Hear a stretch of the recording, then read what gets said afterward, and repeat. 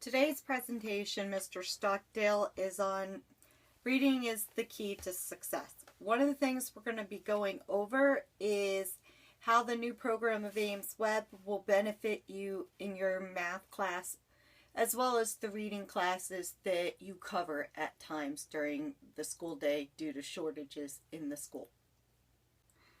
So, what we're going to go over is the goals of this workshop to help you be a better math teacher and reading coverage teacher since you're new in the district and we are short-handed in our Philadelphia-based school. We'll be able to adequately record and process data to be used in order to drive instructional changes.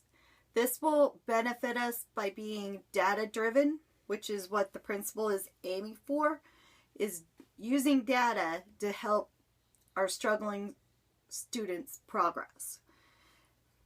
And this can be done through accessing probes and designing your own probes in order to allow for variance on assessment information that you can build into graphs for parents to understand how their struggling readers are doing within your classes. And we'll use explicit guided examples that I recorded in this presentation to aid you in making graphs. Go. So like I was saying, your flexibility is going to be a little hindered because you're a new teacher and they haven't got you a computer yet. But I'm going to go through and show you how to use the program on my computer. To sign into Ames Web, you would sign into the school district and go under the curriculum engines. Then you sign into Ames Web.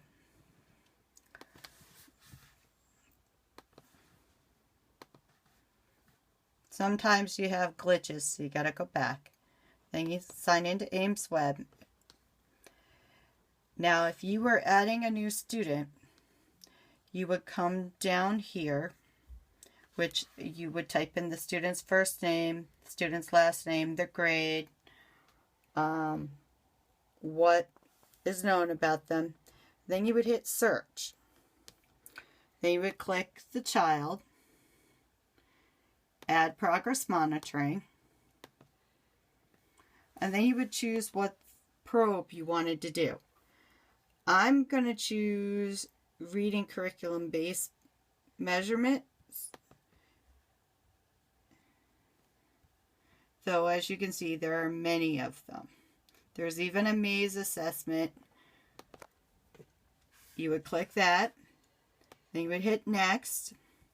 You would put the goal date is the day you're starting it, and your end date, which I'm putting May 31st, 2016. And you would choose the frequency for it. Most teachers that I know do it every 2 weeks as required by the school district, and they do it on Friday because students don't do well on doing this on a Monday. Then you would hit save.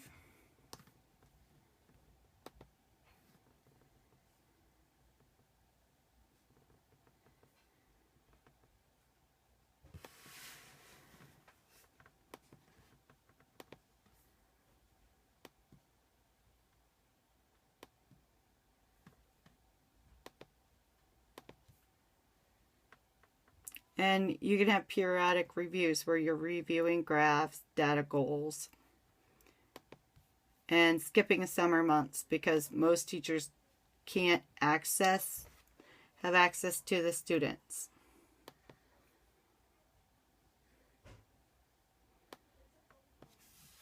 And you want it during a school weekday when you're setting the goals.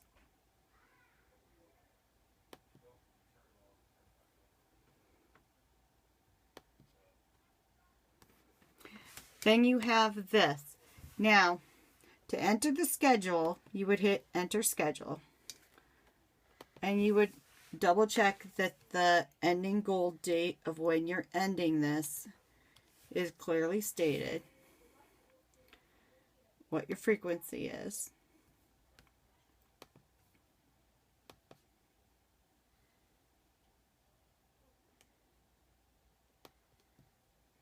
Like if you were teaching this student over ESY over the summer, you could keep these goals going up all summer long.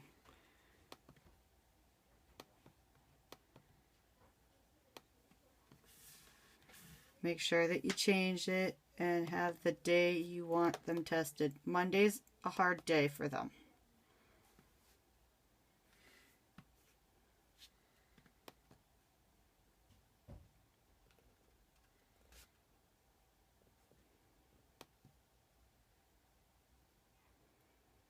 Then once you hit save, you would go back to progress monitoring. It would be there, and then you would click on enter schedule. Sometimes this doesn't always take, because like I said,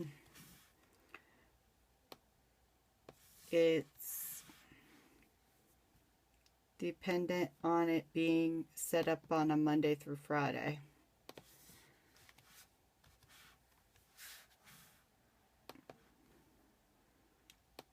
But if you made it for all school year, you would want it to be universal.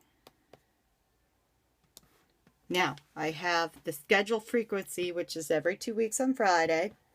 Then I would go in and I put the baseline goals. Jonathan was a first grader because for protection of the student I tested, I left it at first grade. Total correct words per minute, as you can see through the video, and we agreed on it was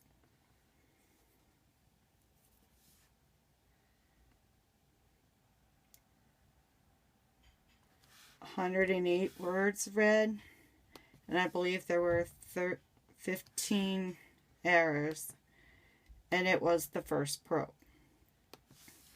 And you would put in the label so that the label would come up on the graph.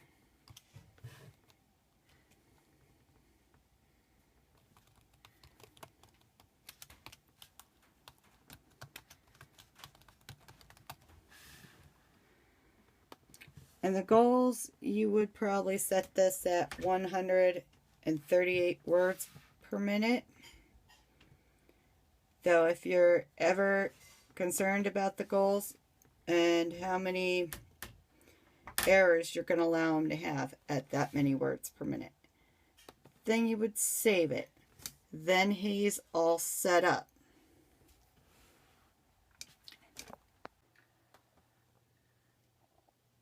Benefits of using this program for reading teachers is the word counts per minute in the oral reading fluency. Serves as accurate and powerful indicators of overall reading competency that can be shown in 1-minute probes, data given in graphs, and goals set by the program once initial probes are used using the program. You can monitor it bi-weekly or monthly and allows for you to design your own probes. It is used in our RTI development placement of movement within our struggling readers within the different tiers for a reading teacher. For the reading specialist, it can be used for informal reading inventory, analysis of miscues in their fluency reading, and the IRA passages of how well they read and help diagnose fluency probes. Skill building. Well, for skill building for fluency probes, it can be changed to their instructional level for bi-weekly progress to see how well they improve that way. And it can be used as benchmarks as norm reference levels based on their grade level criteria on fluency development. For comprehension probes, they're teacher designed probes. When you give them a passage, how well can they answer the questions? How well can they use the reading skills you've been teaching in the classroom and aid them? And it gives you the development of graphs to show progress when you meet with parents on the various skills you've been working on. For skill building continuing, the probes for phonemic awareness are letter naming, letter sound naming, phonemes, segmentation, fluency, and nonsense words. How well can they make up words given a combination of letters? Why is this used? The National Reading Panel says they are critical pre-reading skills all students need to develop in kindergarten and grade 1 to be fluent in reading. Materials handy, well, like I told you before, you need your school district email and your password, and that these need to be changed every 6 months. It's good to see that there is a telephone number for help or any type of technical assistance. Yes, and they're very good in helping you use the program. Examples of how it can benefit you: it's a 1-minute time test based on instructional level, graphic representation, and it can be used to set IEP goals. As I said here, it shows you an IEP goal set by the program. Then, of course, we have our hands-on practice, which, as I said before, they're going to be videotaping of students' oral fluency using my students' instructional probes. And as I showed you in the program, how easy it is to put it in the graph. But the question I want you to work on is, how beneficial do you think it can be to show parents their children's progress using a graph or words alone? For phonemic awareness using AimsWeb, the probes will be letter naming, letter sound naming, the phoneme segmentation fluency, and the nonsense word fluency, being able to recognize how to put sounds together and make up words. The National Reading Panel in 2000 identified these as critical pre-reading skills that should be assessed in kindergarten and grade 1. As I said before, since we're still waiting on your computer, I did show you the probe on how to use AimsWeb once you get the computer, but you can still use it in the computer lab. But if you're missing something, here's the 1-800 number. Oh, good. At least it does come with a number to help with technical support. As I said before, the oral reading fluencies are 1-minute timed assessment. They're based on instructional level for progress monitoring. And as you can see, there's a graph as well as a goal that the computer will generate that you can then incorporate into IEPs and in your progress monitoring to see how well they're meeting their IEP goals of development. For IEP students, they're on tier level 3 because they need the most instructional support. So do you think it can be to show parents their children's progress using a graph or words alone? And the progress would be using oral fluency. How beneficial do you think that would be? Extremely beneficial in the fact that they would be able to read the higher order words when it comes to the higher level math, for sure. We could also definitely see how my students would be able to use the instructional probes, because once they've learned their oral fluency, then they can branch out and do more harder tasks within that particular assignment. So for our first example of hands-on practice, I'm going to play a video of a reading curriculum fluency of one of my struggling readers. And I'm going to ask you to apply what we've talked about based on the question, how beneficial do you think it can be to show parents their children's progress using a graph versus words alone? So here's the video.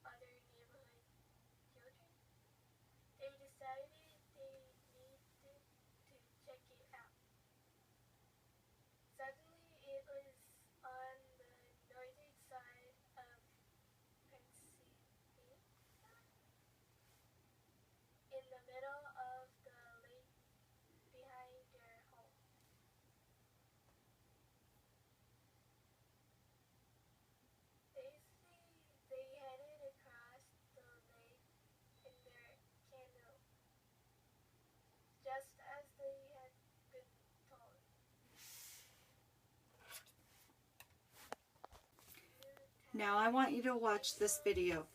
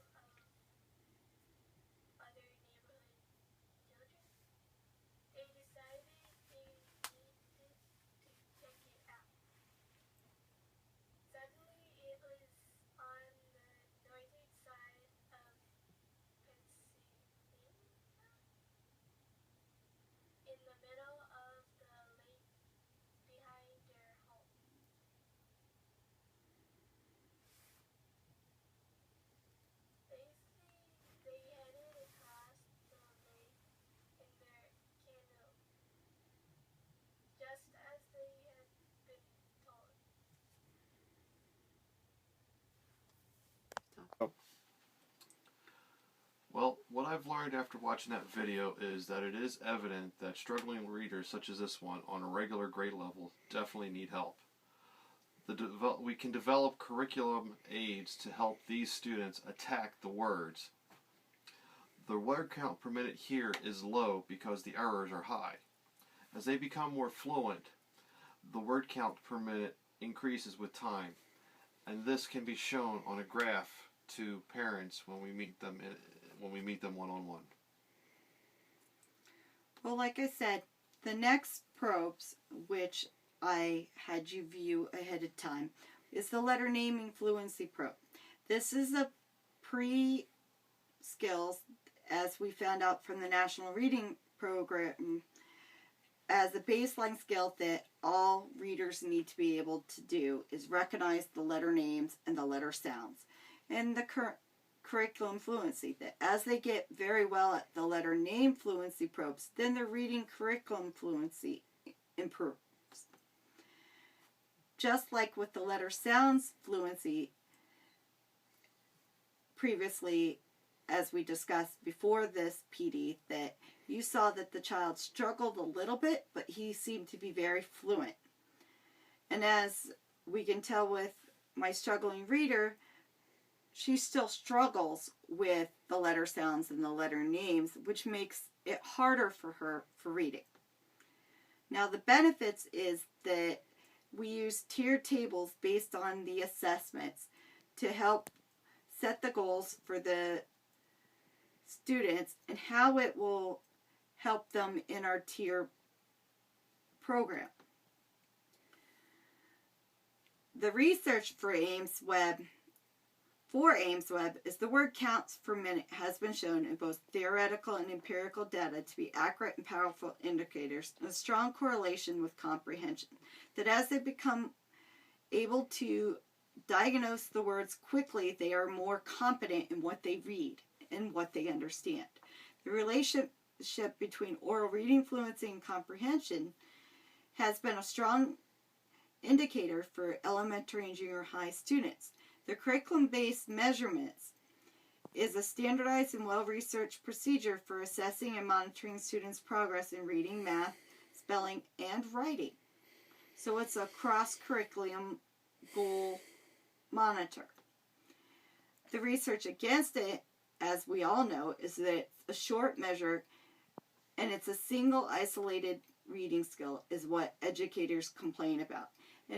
And the determination about a student's proficiency is highly complex. And as they point out, no assessment is perfect. For final thoughts, instead of writing it because you were the only one that showed up today, how about you take a few minutes and go back through the PowerPoint and tell me your thoughts on what would benefit struggling readers in the use for or against Ames Web.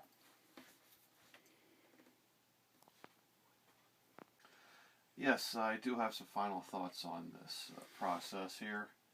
Going back about the Ames Web, the word counts per minute can be proven in the fact of students learning their times tables. The oral fluency eventually evolves with the learning of the times tables. The higher the number, the greater the product after you learn everything.